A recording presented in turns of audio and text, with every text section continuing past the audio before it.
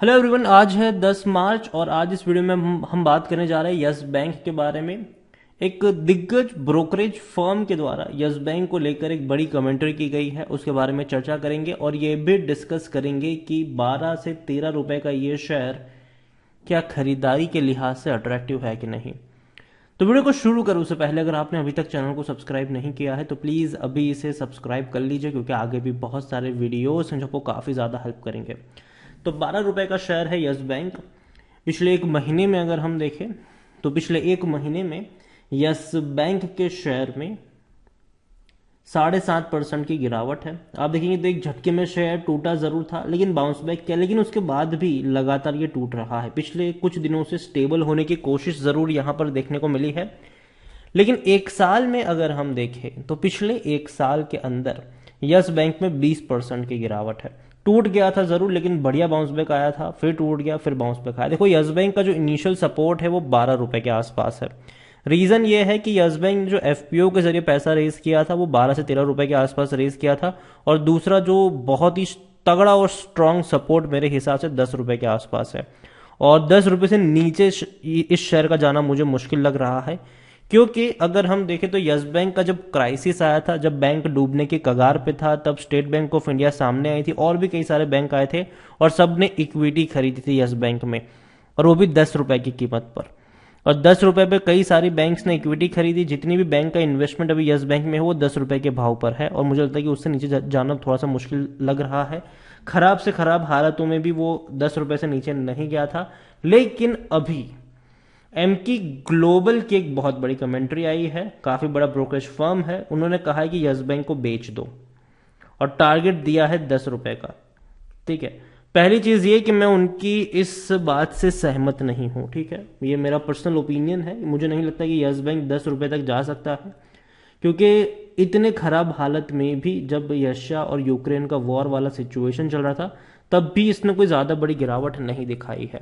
और हालांकि अभी भी अगर हम देखें तो इलेक्शन के आज रिजल्ट्स आ चुके हैं, और अगर हम ये मान के चले कि चलो आने वाले समय में क्रूड की प्राइस और ज़्यादा बढ़ सकती है, कुछ भी हो सकता है, लेकिन इतनी बड़ी गिरावट मैं अभी भी एक्सपेक्ट नहीं कर रहा हूँ। वॉल्यूम्स काफ़ी बड़े हैं, 12 करोड़ से भी ज़्यादा के वॉल्यूम्स नज़र आ रहे हैं। लार्ज कैप शेयर है, 32,000 करोड़ से भी ज़्यादा का इसका मार्केट कैप है। दूसरी ओर यस बैंक की बात करें तो यस बैंक 10,000 करोड़ रुपए का रेज करने वाला है कैपिटल, जो कि अगेन एक बहुत अच्छी बात है। जिनमें से अगर हम देखें तो यस बैंक QIP के थ्रू रेज कर सकता है, और भी कई सारी चीजें हैं, और एक बहुत बड़ा फंड हाउस से भी इनकी बातचीत चल रही है। तो देखते हैं कि क्या होता है, जिसके बारे में ऑलरेडी मैंने वीडियो बनाकर आपको बताया भी था कि interesting there will reports that private equity group such as Carlyle and Advent International are looking a significant investment in the bank. देखते हैं क्या होता है आने वाले दिनों में, लेकिन हाँ, आने वाले समय में बैंक डेफिनेटली एक फंड रेजिंग की तरफ जा सकती है और एक बड़ा रेज जो पैसा है वो रेज कर सकती है। बैंक के बारे में देखें तो बैंक धीरे धीरे पॉजिटिव में आ रहा है, मतलब बैंक हर क्वार्टर में 200 करोड़ से भी ज्यादा का प्रॉफिट कमा रहा है। 265 करोड़ का प्रॉफिट इन्होंने दिसंबर क्वार्टर में कमाया है, और जहां तक बात करें रेवेन्यू की तो 4,900 करोड़ के आसपास के रेवेन्यू यस बैंक में देखने को मिले हैं दिसंबर क्वार्टर में, जो कि अगेन मेरे हिसाब से बेहतर है। प्रमोटर के तौर पर जो राणा कपूर एंड फैमिली थी वो तो यहां से पूरी की पूरी एग्जिट कर चुकी है, लेकिन अब कह सकते हो कि स्टेट बैंक ऑफ इंडिया यहां पर प्रमोटर कह सकते हो आप इसको, और 30% की होल्डिंग अभी स्टेट बैंक ऑफ इंडिया के पास है, SBI के पास है। 8.17% एफआईज के पास है, 0.57 म्यूचुअल फंड्स के पास देखने को मिल रहा है। यस बैंक के बारे में अगर हम देखें तो 12% लोग according to Moneycontrol user बेचने की बात कर रहे हैं, वरना हर कोई खरीदारी की करने की सलाह यहां पर देता हुआ नजर आ रहा है। जैसे कि मैंने वीडियो इससे पहले भी बनाया था, मैंने वो कहा था कि कार्ली में invest up to 4,500 crore in Yes Bank. ये रिपोर्ट्स हैं, देखो उड़ती उड़ती खबरें हैं, ये कंफर्म अभी भी कुछ भी नहीं है, लेकिन हाँ ऐसा हो सकता है।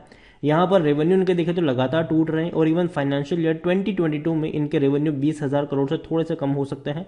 लेकिन जहां तक बात करें इनके प्रॉफिट्स की तो पिछले 2 साल से बैंक लगातार लॉस में है। 22,700 करोड़ का लॉस फाइनेंशियल ईयर 2020 में दिखाया था, और 2021 में 3,500 करोड़ के आसपास का लॉस था। लेकिन अब फाइनेंशियल ईयर 2022 में बैंक 800 करोड़ से भी ज़्यादा का प्रॉफिट करने वाला है, क्योंकि ऑलरेडी जो 3 क्वार्टर के रिजल्ट्स आए हैं उसमें बैंक ने 700 करोड़ के आसपास का तो भैया प्रॉफिट कर लिया है। तो अगर इसी तरीके से बढ़ते भी रहेंगे तो 900 करोड़ के आसपास का प्रॉफिट होने वाला ही नहीं, जो कि अच्छे संकेत होंगे। और अगर इसी रफ्तार से धीरे धीरे बढ़ते जाएंगे तो कह सकते हैं कि बैंक एक अच्छी पोजीशन में आ सकता है। खरीदारी करने का सही मौका है, क्योंकि शेयर ओवरबॉट जोन में नहीं है, कोई भी रेड फ्लैग अभी भी यहां पर नजर नहीं आ रहा है। पी रेशियो 9.16 का है, जबकि सेक्टर पी 24-25 का है। होल्डिंग के बारे में हम काफी कुछ डिस्कस कर चुके हैं कि अब मेन होल्डिंग आप डोमेस्टिक इंस्टीट्यूशन में अगर हम देखें तो 45% के आसपास की, जिसमें से एसबीआई के साथ साथ और भी कई सारी बैंक का पैसा लगा हुआ है यहां पर। यस बैंक को लेकर अगर हम बात करने जाए तो देखो, मैं एक चीज अगेन कहना चाहूंगा कि यस बैंक में मैं ये नहीं कह रहा हूं कि जाके खरीद लो।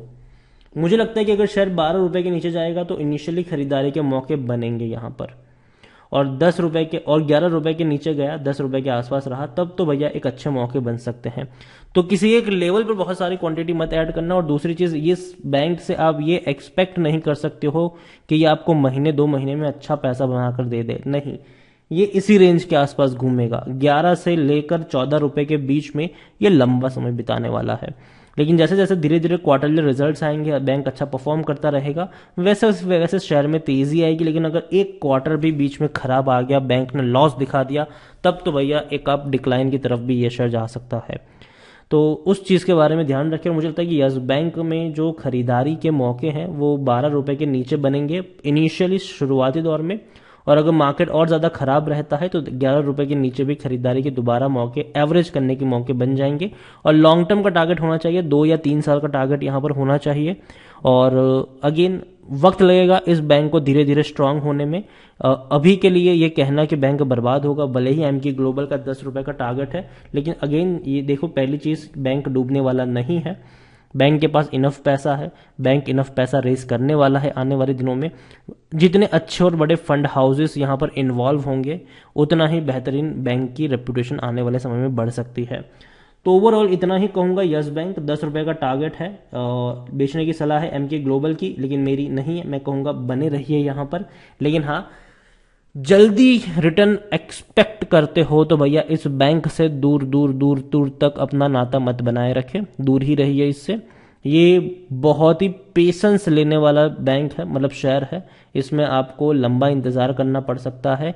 धीरे धीरे जैसे इनके क्वार्टरली रिजल्ट्स बेहतर होंगे, जैसे जो जो एनपीएस हैं वो धीरे धीरे बेहतर होते जाएंगे, तब हम कह सकते हैं कि अच्छा हाँ चलो धीरे धीरे शुरुआत हो सकती है। लेकिन एकदम से यहाँ पर कुछ चमत्कार नहीं होने वाला है। अभी के लिए लंबा वक्त 11 से 14 के बीच में ये बिताने वाला है, तो उस चीज़ को याद रखिए। वीडियो को यहीं पे एंड करूंगा। पसंद आया हो तो लाइक करें, शेयर करें। चैनल पर अगर पहली बार आए तो प्लीज़ सब्सक्राइब करें।